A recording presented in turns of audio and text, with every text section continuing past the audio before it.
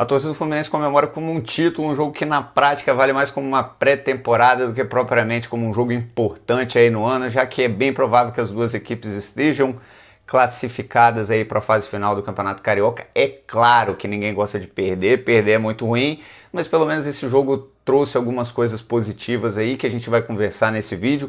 Mas antes, deixa eu te fazer um pedido, já se inscreve aqui no canal se você não é inscrito. Se você já é inscrito, aciona o sininho para você receber em primeira mão aí os conteúdos que a gente posta aqui todos os dias. Além disso, já deixa o like, que isso faz com que o vídeo chegue para mais pessoas e o canal continue crescendo aí com o apoio de vocês. Eu agradeço muito.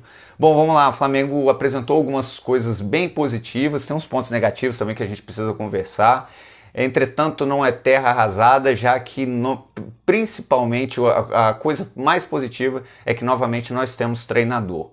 Ele ainda precisa conhecer o elenco e erra muito por não conhecer muito bem os jogadores, mas a gente já consegue ver uma ideia sendo posta em campo, ele já consegue imprimir um estilo de jogo semelhante ao que a torcida do Flamengo espera desse time, que é um time que pressione o adversário na frente, que retome rapidamente a posse de bola, que avance com as linhas.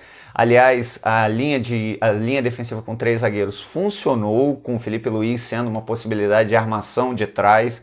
Ela, na minha opinião, o gol não foi culpa de nenhum dos zagueiros, mas a gente vai conversar isso um pouquinho mais pra frente. Outra coisa que funcionou, o Everton Ribeiro pelo lado esquerdo é uma excelente opção, tanto para fortalecer o lado esquerdo, ele se aproximar do Arrascaeta com rápidas triangulações, e aconteceu isso muito no primeiro tempo, mas também para que o Flamengo tenha uma possibilidade de alterar a forma de jogar sem alterar os jogadores em campo. Então é possível que em algum momento o Everton Ribeiro, que está lá na ponta esquerda, volte para o lado direito, que é onde a gente conhece, para o Flamengo jogar num formato diferente. E por que ele está lá do lado esquerdo com o Rodinei ou o Isla ou o Mateuzinho lá do lado direito, e não mais aqueles pontas abertas com a perna invertida, como ele mesmo jogava lá na temporada passada, em que ele estava na esquerda, que ele estava na direita, cortava para o centro para bater no gol ou armar. Porque o Flamengo precisa ganhar amplitude no campo para ganhar intermediária, ganhar o meio campo. O Flamengo teve muito espaço nas suas intermediárias, já que os pontas, né, o Rodinei e o Everton Ribeiro chegavam muito, abriam ali a defensiva e a bola ficava e a cabeça da área intermediária do Fluminense ficava bem aberta, já que a linha defensiva do Tricolor precisava cair para os cantos. E aí o Flamengo teve muitos espaços no meio, mas não finalizou. Esse time precisa ainda entender esse formato de jogar, entender onde vai ter mais possibilidade de finalizar. Se o Flamengo permanecer jogando assim, Andreas Pereira, Arão, o próprio Gabigol vai ter que se movimentar por ali, Arrascaeta, o próprio Everton Ribeiro, quando a jogada for pelo lado direito, precisarão finalizar mais da intermediária. Esses chutes de meia distância precisarão acontecer com mais frequência. E eu, por exemplo, só me recordo de um no jogo, um mais importante, o do Everton Ribeiro, em que o goleiro do Fluminense defende em 2 tempos. Bom, então essas foram coisas positivas aí desse elenco. Toda vez que o Fluminense retomava a bola, o Flamengo pressionava, adiantava as linhas, retomava rapidamente, ia propor o jogo. Finalizou muito pouco, essa é uma característica que precisa ser organizada desde 2020, é um problema. O Flamengo consegue ter a posse, consegue dominar, rodar a bola, mas finaliza muito pouco, é uma característica desses jogadores. É lógico que a ausência do Bruno Henrique também aumenta esse problema, já que ele é um finalizador, né? Ele é um cara que dá chegada na área de cabeça, que finaliza tanto de direita e de esquerda. Então é um cara que incomoda mais a defesa adversária. Então o Flamengo vai melhorar nisso, precisa melhorar, os jogadores precisam entender que precisam arrematar o gol. Muitas vezes com espaço não arremataram, principalmente nesses chutes de média distância, já que o time conseguiu várias vezes abrir essa intermediária. Bom, pontos negativos. O Hugo não pode ser o goleiro principal do Flamengo, ele tem sido o goleiro principal, já que o Diego Alves passa a maior parte da temporada machucado. O Hugo, ninguém está falando que ele não é um jogador promissor, acho que no futuro ele pode desempenhar um excelente papel. Ele faz uma defesa incrível no primeiro tempo, uma defesa muito difícil, rasteira no canto esquerdo, mas ele também é capaz de erros grosseiros, como foi o do gol. Tem gente que quer botar a culpa no Felipe Luiz ou na linha defensiva, que deixou o atacante do Fluminense cabecear. Entretanto, o goleiro existe, finalizações vão acontecer, o goleiro existe para aquilo.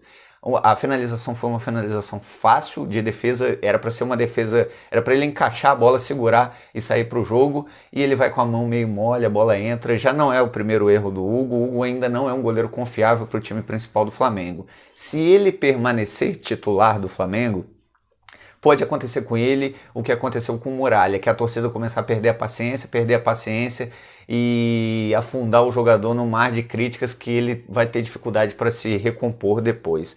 Outro que precisa ser analisado é o Lázaro merece a quantidade de oportunidades na equipe principal que ele tem tido? Todas as vezes que ele entra em campo, o Flamengo perde qualidade na armação, porque ele raramente ele entra para o último jogo aí, mas também com um adversário muito fraco.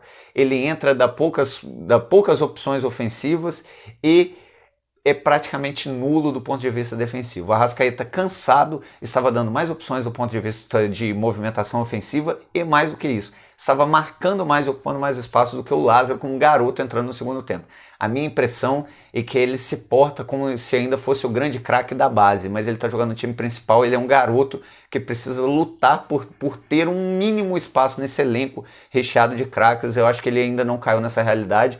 Talvez seja a hora do Flamengo começar a dar oportunidade para outros jogos. O Flamengo tem Matheus França, tem o Herto, tem outros jogadores aí para o meio campo que de repente podem acrescentar mais do que ele, e mais do que isso, dar um alerta nele, né, para ele entender que agora ele está disputando, ele está em um outro nível competitivo, ele não pode mais achar ou querer se posicionar como o grande craque que não tem funções, não desempenha outras funções a não ser o de armar a equipe. E acho que ele está meio um pouco fora da realidade disso. Bom, perder é terrível, mas a gente teve boas notícias. Ninguém tá passando pano, ninguém queria perder pro Fluminense nem num amistoso, nem na decisão mais importante da temporada. Entretanto, isso é um jogo menos importante e foi bom que tenha acontecido agora. Jeito de falar, né? Mas melhor que tenha acontecido agora do que num momento mais agudo. Acho que deu para o Paulo Sousa entender em quem ele pode confiar, em como o Flamengo pode jogar, e a tendência é que fisicamente esse time melhorando, ele também consiga pressionar mais os seus adversários, consiga entender melhor esse formato de jogar e de onde ele vai finalizar mais, como ele vai criar mais oportunidades para transformar esse domínio aí em gols, em vitórias, aí as vitórias que a gente tanto espera para uma temporada ainda mais vitoriosa do que a temporada mágica de 2019. Bom, esse foi o vídeo de hoje, amanhã nós estamos novamente. Já deixa aqui o seu like, se inscreva no canal para receber os conteúdos aí em primeira mão. Espero que vocês tenham gostado, valeu!